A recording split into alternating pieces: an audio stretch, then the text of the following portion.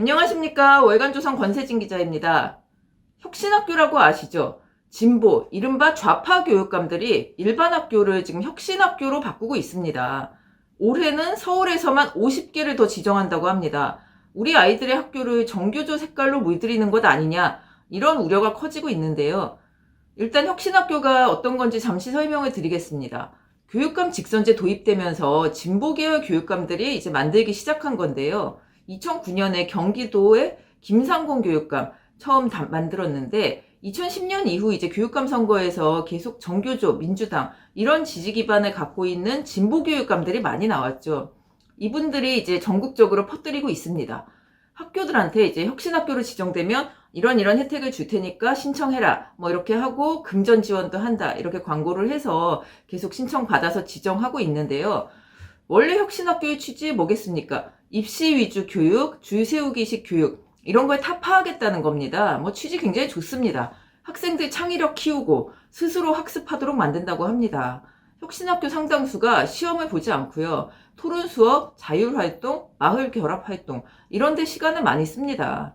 그 학교, 학생, 학부모, 지역 함께 아이들을 키우자 뭐 이런 취지도 있습니다. 좋은 취지죠. 근데 이게 어떤 뜻이겠습니까? 사실 입시가 중요한 우리나라 교육의 현실에 맞지가 않습니다. 한때 이제 잠시 혁신초등학교, 뭐 경기도 모 지역에 이런 곳이 인기를 끌었던 적도 있죠. 근데 초등학교는 그렇다 치고 중고등학교 학부모들이 이런 혁신학교를 선호할 리가 없습니다. 실제로 작년 말에 이와 관련한 사건이 좀 있었습니다. 서울시 교육청이 이제 서울 서초구의 한 중학교, 그리고 강동구의 한 고등학교를 은근슬쩍 이제 이게 좀 중요합니다. 2021년 마을 결합형 혁신학교 이렇게 지정을 합니다. 근데 이 사실을 학부모들이 이제 제대로 알 수가 없었다는 게 문제죠. 학부모들이 알고 단체로 반발을 하고 서명운동을 하고 그래서 결국 지정 취소되는 일이 벌어졌습니다. 학부모들이 이걸 이 정도로 강력하게 반대한 이유는 두 가지였습니다. 지금까지 통계를 보면 혁신학교의 학력이 대체로 좀 저하되고 있다. 주변 학교들에 비해서 뭐 그렇게 뛰어나지가 않다. 뭐 이런 얘기입니다. 그리고 두 번째는 서울교육청이 이제 주장하는 그 혁신학교라는 게 학교, 학부모, 마을 뭐 이렇게 함께 가자. 뭐 이런 얘기인데 교육청과 학교가 그걸 제대로 알리지 않고 진행을 하고 지정까지 받아버렸다는 겁니다. 근데 왜 제대로 알리지 않았을까요? 학부모들이 혁신학교라 그러면 좋아하지 않고 불신이 쌓이고 있는 게 사실입니다. 그래서 그런 거고 초등학교는 사실 큰 관계가 없을 수도 있는데 중고등학교는 일단 혁신학교로 좀 지정이 된다고 하면 학부모들로부터 이른바 기피 학교가 되는 게 지금의 현실입니다. 서울에서. 뭐 안 그런 것도 있겠지만 대체로 그렇다는 걸 지금 말씀드리는 거고요. 이때 아까 그 사건 때 학부모들은 혁신학교 지정 취소 운동, 서명 운동 이런 거 하면서 조희영 교육감을 향해 일가를 던집니다. 혁신학교가 그렇게 좋으면 당신들이나 보내라 이런 주장을 내놓는데요. 혁신교육 하겠다는 조희영 교육감 자녀는 어디 보냈을까요? 이분 원래 자사고, 외고 폐지해야 된다고 막 밀어붙이고 그래서 교육을 하향 평준화하려 한다고 비난을 좀 강하게 받았던 분이죠. 이분 아들 둘인데 둘 다 장남 차남 모두 서울의 명문 외고를 나왔습니다. 그리고 이분에 앞서 전 서울시 교육감, 진보계열 교육감인 광노현 그분의 아들도 외고를 나왔습니다. 한때 이 정부의 뭐 고위 공직자들이 자녀를 대부분 뭐 특목고 아니면 자사고 강남 8학군 학교에 보낸다고 해서 이제 논란이 된 적이 한 번 있었죠. 뭐 예를 들자면 조국 전 법무부 장관 딸 외고 나왔죠. 노무현 정권에서 교육부 장관 했던 지금 민주당 김진표 의원 자녀도 외고 나왔고 유시민 전 보건복지부 장관 딸도 외고 출신입니다. 이런 민주당 정권의 내로남불이 학부모들을 화나게 하는 거죠. 사실 사법시험 없애고 외고 없애고 대학 입시 경우의 수를 막 늘리고 하면서 계층 이동의 사다리를 없앤다고 비난이 많지 않습니까? 지금까지 우리 사회에는 뭐 없는 사람도 좀 성공할 수 있는 몇 가지 장치가 좀 있었습니다. 집값도 마찬가지죠. 물려받은 것이 없어도 열심히 살면 어느 정도 안정적으로 성공도 하고 살 수가 있었습니다.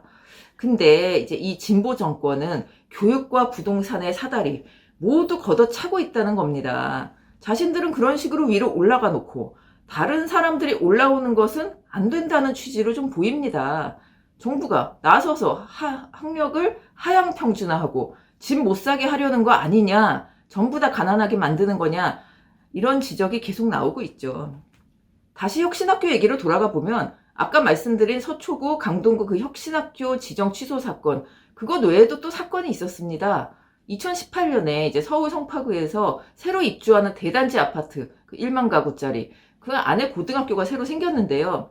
이 고등학교를 서울시 교육청이 일방적으로 혁신학교를 지정했습니다.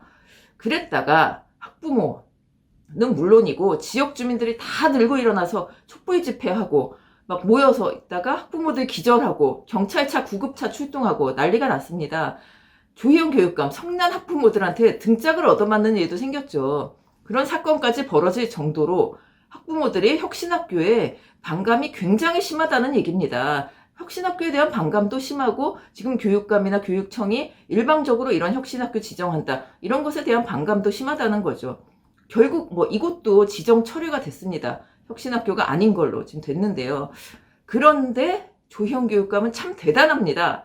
지난 1월 5일에 혁신학교 수를 그냥도 아니라 공격적으로 늘리겠다, 이런 발표를 합니다. 서울에 이제 구가 25개인데요. 구마다 2개씩 50개를 새로 더 지정하겠다는 겁니다. 그러니까 앞서 이제 송파구와 서초구 이런 데서 이른바 교육열이 좀 높은 곳에서 혁신학교 지정이 불발됐지 않습니까? 그러면서 이제 앞으로 만만한 지역만 건드리는 거 아니겠냐, 뭐 이런 얘기가 좀 나온 모양입니다. 뭐 이걸 의식했는지 이제 아예 구마다 할당을, 원래는 이제 우리가 하겠다 하면 학교에서 신청하면은 신청받아서 뭐 과정을 거쳐서 하는 거였는데 이제는 뭐 지역마다 지정을 하겠다는 겁니다. 이런 뿌리 깊은 공산주의식 발상은 아무리 국민이 지적하고 반발해도 뭐 절대로 바뀌지가 않는 것 같습니다. 이런 현실 바꿀 수 있는 기회는 언제 있을까요? 내년 6월에 교육감 선거가 있습니다. 전국 동시 지방선거와 같이 열리죠. 시장 도지사만큼이나 중요한 자리가 바로 교육감입니다. 정확하게 지켜보고 제대로 투표를 해야 됩니다. 오늘 이야기 여기까지입니다. 감사합니다.